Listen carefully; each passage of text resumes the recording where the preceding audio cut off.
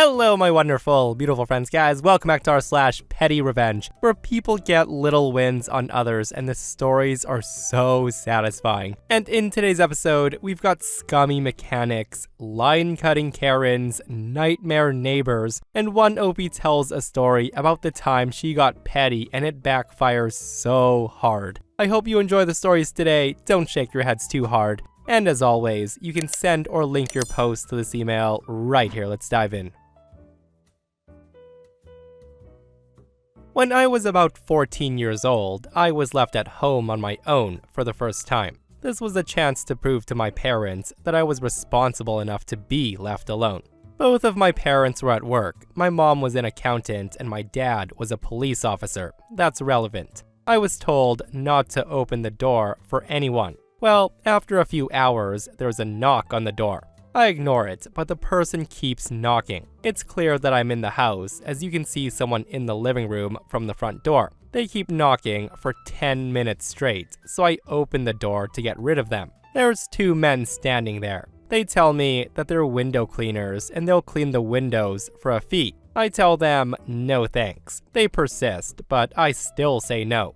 I close the door and I think that's the end of it. But not even 2 minutes later, they're cleaning the front windows. So I go out and say I told them I don't want the windows cleaned and I can't pay them. They're cheerful enough and they say, "Don't worry, love, we'll leave a bill. Your parents can pay it later." At this point, I'm getting quite anxious, so I firmly tell them to go away. A few minutes later, I hear some noise around the back. I open the back door, which is right next to the gate to the back garden. One of them's trying to climb the fence to unlock it, and now I'm panicking. I call my mom, and she calls Dad to swing by the house. Now, deep down, I know they're just trying to clean the windows, but I don't like that they've ignored me and they're so persistent. I yell at them to go away, but all I get was, "Don't worry, love, we do this all the time." But I have a secret weapon. Little do they know, my family has two rather large German shepherds. So I grab my dogs, open the door, and seeing the man on our property, they go crazy. They're barking, circling the guy, the whole works, and he was terrified. They ask me to put the dogs away, and obviously I refuse, and they finally get the message. It's at this point, Dad turns up in the marked car and he walks towards the window cleaners. I don't hear the whole conversation, but Dad said it went something like this. Dad says to them, "We've had a report that you've harassed a young girl, and you've tried to gain access to the back garden when told not to." The one guy argues and says, No, that's not what happened at all. The little girl is making it up. He then tells my dad that they've been authorized to clean the windows by the homeowners, and they're just trying to do their jobs. To which my dad responds, "So, you're saying my daughter's a liar? This is my house. I didn't authorize you to do anything." And that's when the penny drops.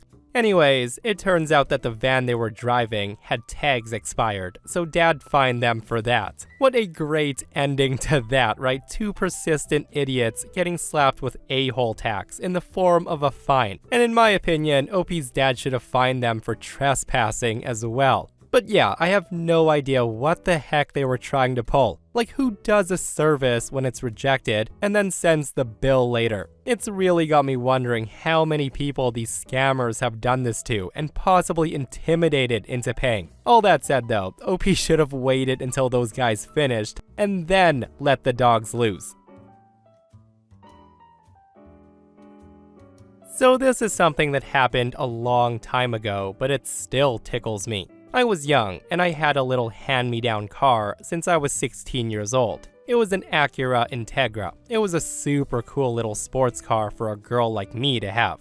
My parents let me borrow it, and I paid for everything. The repairs, insurance, gas, etc. And when I graduated high school, it was my graduation present. My stepdad was a mechanic and specialized in cars made for racing and car shows. He took care of the repairs for it, and I paid for parts. When I got to be around 23 to 24, I had moved pretty far away, so obviously my stepdad wasn't taking care of repairs anymore, but I did know some basic things. I was driving down the road to my friend's house when suddenly, smoke and steam starts pouring out from under the hood. I panicked, but I pulled over as safely as I could, and I quickly contacted AAA.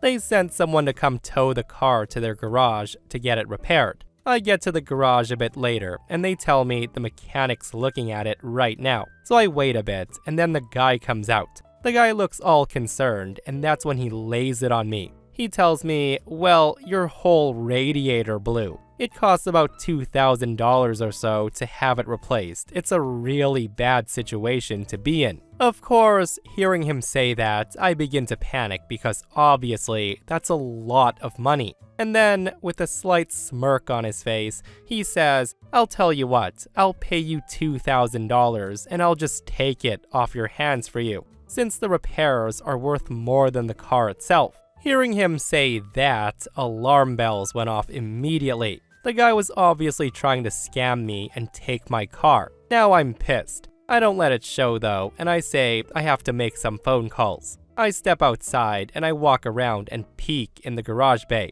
The guy steps back into the garage and he goes to his bench and he starts chatting with the other mechanic. The guy's grinning up a storm, so I call my stepdad and I asked him how likely it was that the radiator had completely blown. He said it was highly unlikely, but not impossible. So I explained everything to him, and he told me, do not sell that car. It's worth way more than $2,000. Ask if he can show you exactly in the engine where the problems were. If he shows you, he might be legit, but take photos and send them to me so I can be sure. If he refuses or attempts to distract and dissuade you, he's lying, and get it towed to another shop right away. Don't let them do anything until after I verify. I hang up the phone and I put back on my distraught face, making my way back into the office. I asked the manager if the mechanic could show me exactly where the problem was. The manager went to get the mechanic, and wouldn't you know it, he absolutely refused to show me. He said I wouldn't know what I was looking at, and there was no point because it was completely busted. He was throwing out any excuse he could. That's when I told them, please do not make any repairs.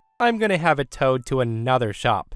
And hearing me say that, the guy gets angry and he tries to tell me again how the car's worthless at this point and to give it to them, but I wouldn't budge. I called AAA to see if they would cover having it towed to a different location. They said no, that it had already been taken to a AAA garage, so any other towing would be on me. So I arranged my own tow and I had them tow it to a shop right next to where I was living that had the best reviews in town. After I had it towed there, I get a call from AAA again. They wanted to know why I was having it towed to a different shop, as that seemed very odd. And they were just following up on that request, and I told them everything. The lady was silent for most of my story, and she asked, do they have AAA logos on their vehicles?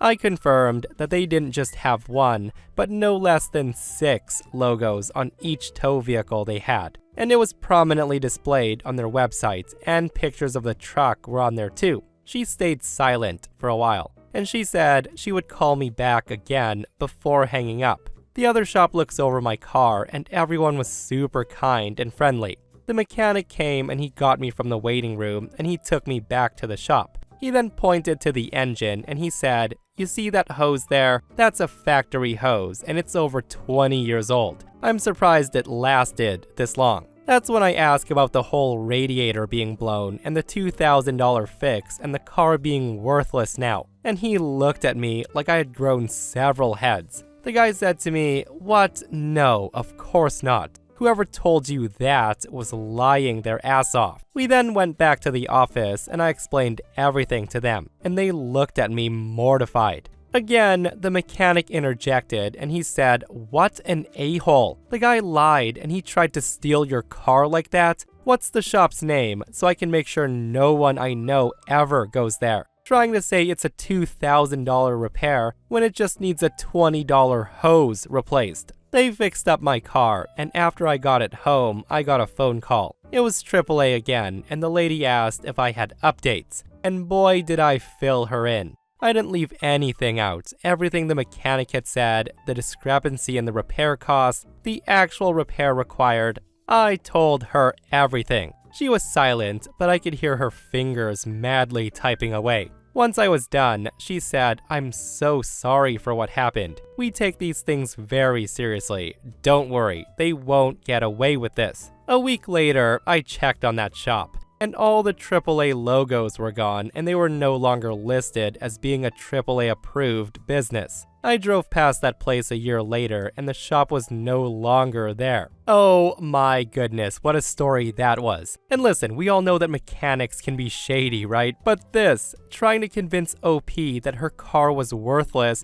and broken and to just sell it to them for cheap, that is next level scummy. And I'm not surprised they closed down, and that's absolutely deserved. Just like the window cleaning story, guys, I wonder how many people they got with that. I'm hoping 0. Yeah, your car's absolutely worthless. No, there's no need to take a look at the damage. Just take our word for it and give us your car. The frickin' audacity of some people. So this happened to me last night. I got in my car to pick up my girlfriend and my tire pressure light came on. I do have a 12-volt air compressor in my back seat, but it's loud and the thing fills really slowly. So I opt to drive to the local gas station to use their air. The air pumps are free to use, which usually means there's at least a few cars lined up. But when I pulled in there was only one other car. So I thought, score. I pulled behind the guy filling his tires and an older gentleman in a BMW pulls up behind me. After about 3 minutes, a woman in a Lexus pulls up directly next to me, and she rolls her windows down and she says, "Hey, do you mind? I only have to fill one tire. Let me go in front of you." Now, had she asked nicely, I might have said yes, but she didn't. So I tell her, no, we've been waiting here for a little bit, sorry. She then mutters something while rolling her window up, and I put up mine. About a minute later, the guy at the pump was done. He backs up, and before I can even put my car in gear, the woman pulls her car in front of mine, diagonally,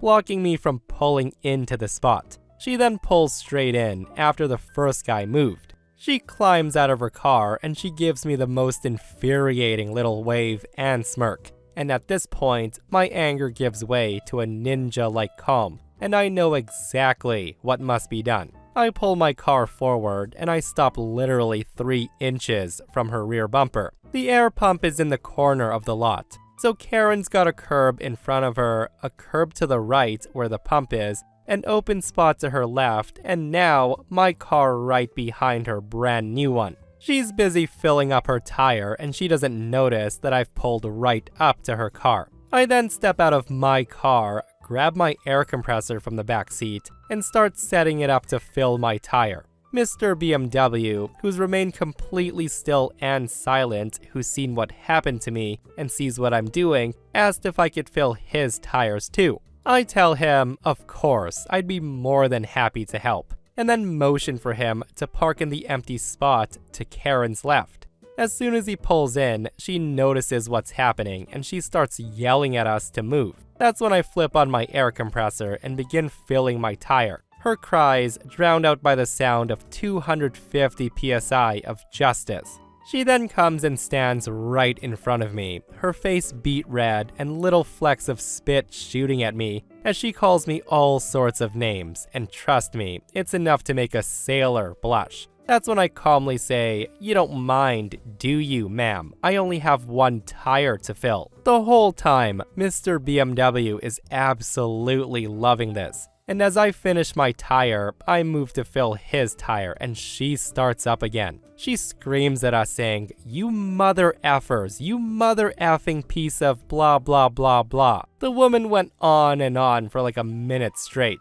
I finish Mr. BMW's tire and he thanks me for my help. He climbs into his car and pulls away grinning. Meanwhile, I take my time to wrap up my compressor nicely, pick a good song, and then set my climate control to a balmy 82 degrees. All the while, Lexus lady's trapped right in front of me. I then calmly back up, give her a little wave, and then drive off into the night. What a petty revenge that was, guys, and I freaking love how the BMW guy picked up on what happened and was all for getting petty too. But yeah, it is just so satisfying when impatient people try to save time by cutting in front of someone, only to have it backfire that hard. And I only wish OP disappeared into the gas station after to grab some drinks or something to waste even more of her time. And while we're on the topic of cutting in front of people, this person shares their comment and they say, "So this happened 2 to 3 years ago. I was taking the subway with my mom. We were in line waiting for the train to arrive, and when it did, this lady comes out of nowhere and she cuts in front of me while I'm going in, almost pushing me out of her way. Several people behind me also seemed to frown upon her behavior, but no one said anything. The train was packed and she ends up on the side where the doors don't open, with me essentially blocking her way. A few stops later, she starts trying to push past me, and she's like, 'Excuse me, could you move? I need to get out.' I was still so annoyed that she cut me in line, so I pretended not to hear her until the doors closed. She then screams in my face saying, 'You made me miss my exit.' And that's when I say to her, 'Oh, you can see me now, huh? How awfully convenient for you that you couldn't see me earlier when you cut me in line, huh?' I then proceed to ignore her until she got off at the next exit. So I live in a wonderful mixed-use building, and it's been great. Lovely amenities, decent tenants, and even free electric car charging. This was simple and easy for the last 2 years, and out of nowhere, more and more Tesla people moved in. It's like 20 EVs sharing 4 chargers, and that's no biggie because most tenants respect the building's 4-hour limit rule, which should bother no rational person that understands not everything is about them. A few of them think that those rules don't apply to them, whether it's because they have a bigger car or they have kids or whatever excuse they have for hogging the chargers day and night whenever they can. And yes, they do have bigger batteries and they need longer charging, but a 4-hour limit is a 4-hour limit. It wouldn't be fair if somebody went to an on-site laundromat and they hogged all the washers and dryers all day long, would it? Who gives a crap their reasons for hogging the chargers? But this is where it gets interesting. So recently, the guest level parking charger stops working. Something's wrong and no one can get it to work. Now we're down to the one downstairs and that's it. And remember, each charger has 2 points. So it's now 2 charging cables for over 20 EVs and some malicious Tesla drivers among them. So I decide to leave a note one night on the charger itself because of said malicious Tesla driver. This one person decides to charge both of their cars the entire afternoon into the evening, taking up all the chargers which others of us need to use to get to our jobs and whatnot. It simply said the 4-hour limit applies to everyone. However, the next morning I went to charge, and I found the note ripped up with a portion left with the reply written, "Say it to my face." And since then, it's just been a race to the chargers before 4 p.m. to avoid the greedy Teslas who come and take them the whole afternoon and night. Sometimes they win, sometimes the rest of us do. More recently, somebody else left a note as well, addressing their behavior. They said, "Please consider other drivers who need to use these too." And the reply left on that was, "I saw you on my cameras, LMAO. I won't consider crap." So that's when I took it to the top.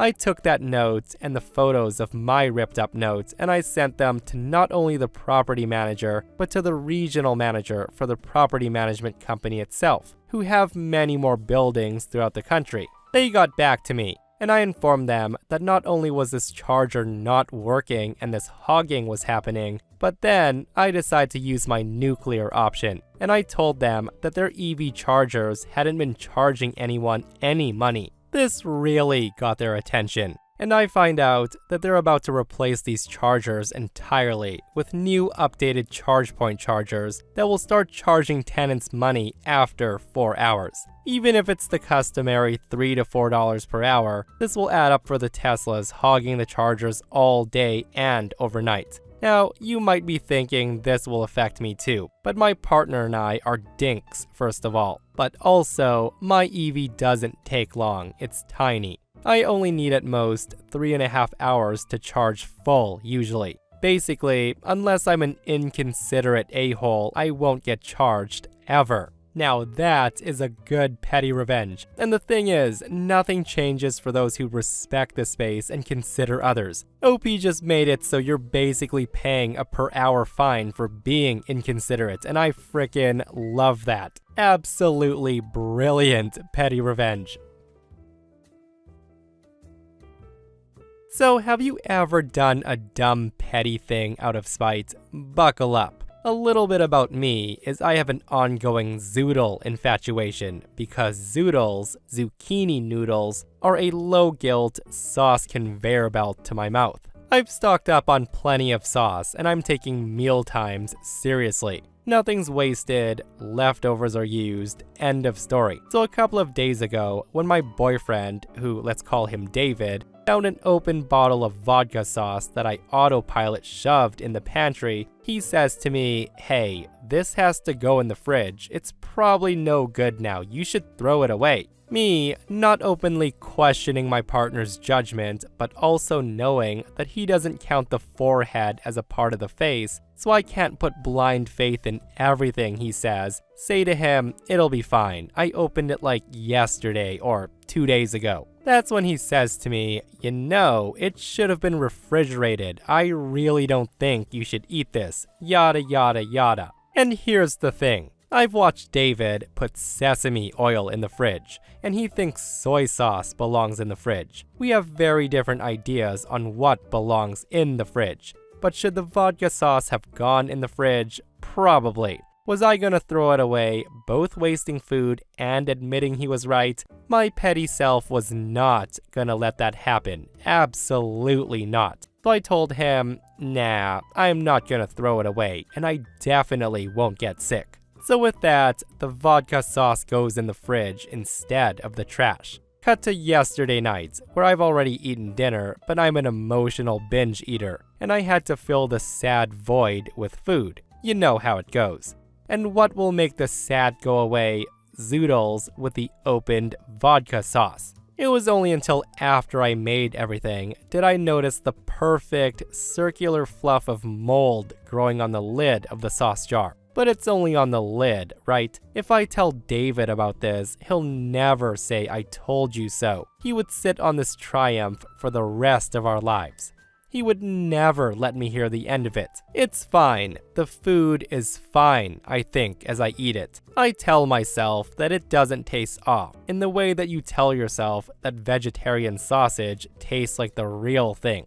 Cut to midnight, where we're watching a movie. Things start feeling off in my stomach, and there's some major gurgling going on. And then there's a shift. Pain starts exploding through my intestines for a good long while, until I have no choice but to explain to the love of my life why I'm basically fetal. David doesn't say I told you so, but I know he's secretly balancing the checkbook of arguments he's won. He rubs my belly while I cry, and then consoles me after I puked my brains out. It's now 3 a.m. and I've been on and off the toilet so many times that I've lost count. Once upon a time, I had a life, a job, I could go outside, and now I have no life, no job, and my knees are at ear level while I'm on the toilet. I'm sweating harder than I do when I work out, and I'm probably working out harder right now than I do when I work out. I'm crapping my lungs out over a bad bottle of sauce and a hill I really shouldn't have died on. Don't be petty like me, kids. Oh my goodness, OP is one brave soul for choosing that hill to die on. Like, how is her boyfriend supposed to know whether she ate it or not? Like, that food should have gone into the garbage. And as a person who's had food poisoning many times in my life, guys, I don't wish it upon anyone. Because petty or not, nothing is worth mad sweats, puking your guts out, and running to the toilet multiple times a night. Not to mention horrible stomach cramps. And I get that OP was being petty and she didn't want to throw away the sauce, but she won nothing in this battle. So let's set the scene. It's a train ride home after a long day at work, and it's packed, it's hot, I'm tired, and I'm looking for a place to sit. Everything was occupied, but at one point, I see this old lady get up and she starts making her way to the doors. I went over to sit in the new place, but I found a purse in it instead, belonging to the girl in the window seat. So I asked her if she could move the purse, but she didn't respond. I then noticed she had headphones in, so I figured I'll just pick up the purse and hand it to her as I'm sitting down. Well, as soon as I touch that thing, she goes off on me with the most disgusted look and tone, asking me what the F I was doing. I explained that I was trying to sit down. She then had the nerve to lie, saying she was keeping the seat for her friend.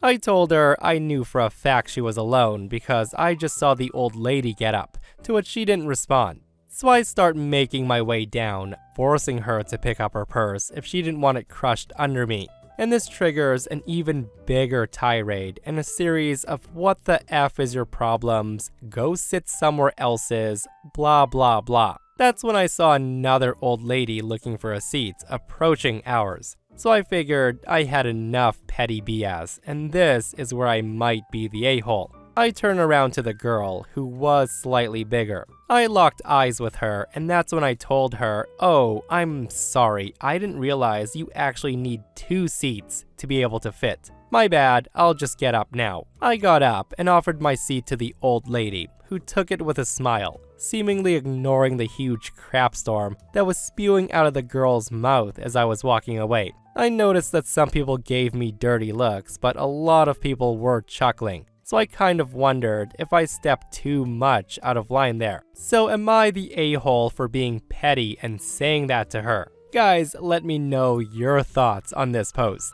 And that, my friends, brings us to another end of our /PettyRevenge. Guys, I hope you enjoyed today's stories. If you did, hit that thumbs up. And if you're not subscribed, consider subscribing so you don't miss these crazy stories. And if you missed the last episode on the channel, it's an r/malicious compliance episode, where bad bosses are totally getting destroyed by their employees. Go check it out if you haven't, and myself and Stevie Boy will see you guys in the next one. We love you.